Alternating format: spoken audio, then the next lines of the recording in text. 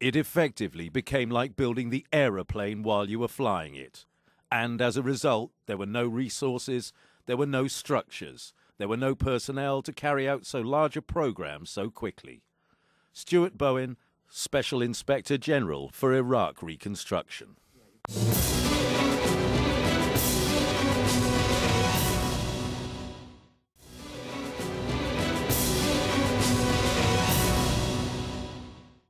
This was more cash than Donald Trump has ever seen in his life. When you work around money like that, it becomes, so what? It's just paper. The procedures were so lax, it was unbelievable. Robert Stein, former controller for Coalition Provisional Authority.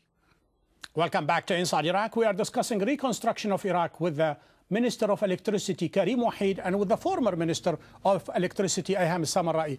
Karim Wahid, for almost 5-6 years, everybody blamed violence. Lack of reconstruction, lack of progress, any kind of events in Iraq was blamed on violence. And yet, at the same time, people were telling us the south is secure and the north is secure. And yet, both regions, they have poverty, it's endemic, and reconstruction never took hold. So how do you explain that? In 2006, the violence was increased. The degree of violence increased, and about 18,000 transmission lines have been subjected to... And I'm here not talking just about electricity. I'm talking about infrastructure, hospitals, schools, oil production, agriculture. I'm giving you an example.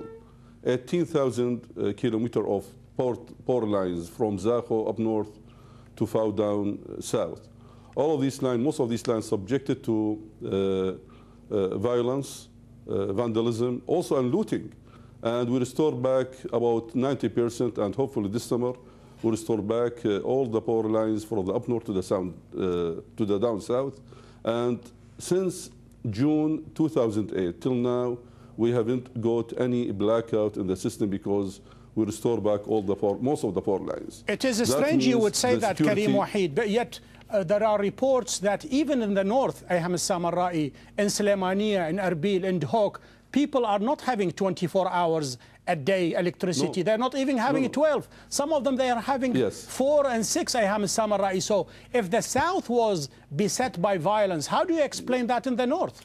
I believe the violence is an important factor, but the plans and putting the right directions for the people to work on the electricity or any other factors. I'm talking also electricity, but health, for example, because 20,000 doctors left Iraq out of 34,000. They left, forced them to leave. There is a lot. The problem of the water, until now we don't have a clear drinkable water until this minute for almost except 30% of the populations. So electricity will be no different than the others. Between the corruptions and wrong and not the right planning for what they are doing in Iraq right now, we will not have electricity in all Iraq. I would like to get a comment from Karim Wahid about corruption.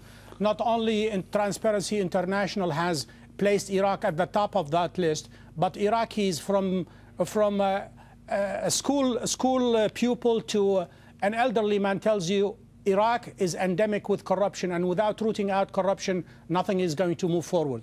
Before giving any comment on the corruption, in this sector and also in other sectors, since June 2008 till now, look, the electricity was reflecting the security not only in this sector, but also in other sectors as well, because electricity power lines covers for the whole Iraq, from the up north to the down south. That means it gives indications what are the status of the security in every part in the country. That means now the security is much better.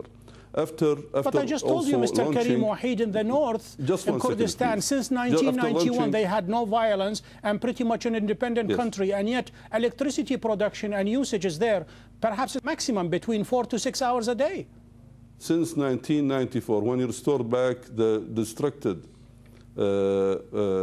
and damages of the power sector in 1990, to 1994. In 1994, 1995, we have lack of and shortage of the spare parts because of the sanction imposed in Iraq, on Iraq.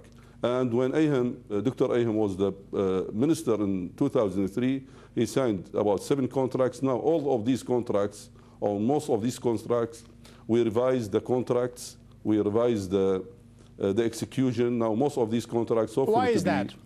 Commissioned hopefully this year. So now the situation is much better than before. Now we hopefully this month, this year, we will. Let me see if Aiham Alsammarae shares your hope. Aiham Alsammarae, go ahead.